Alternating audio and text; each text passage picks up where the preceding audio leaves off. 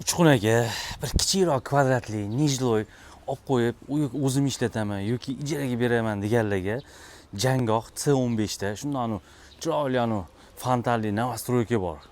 Shunda o'sha 38-domda shunda to'g'risi orqa tarafida mana bu yerda podvalda nijloy 53 kvadrat ishlab turgan salon bor. Hozir ichlarini ko'rsataman, sotilyapti.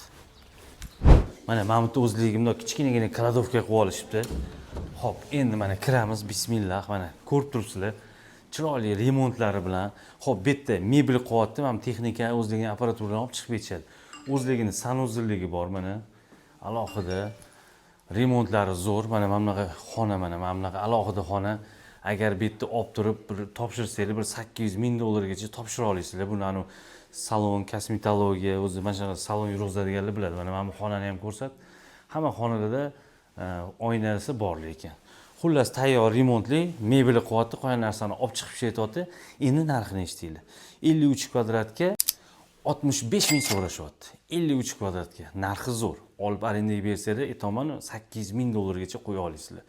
Tamam, pastda egalar nomeri, aloqaga chiqinglar, baraka qilinglar, pulliga urib, har doimgidek biznesni boshlanglar.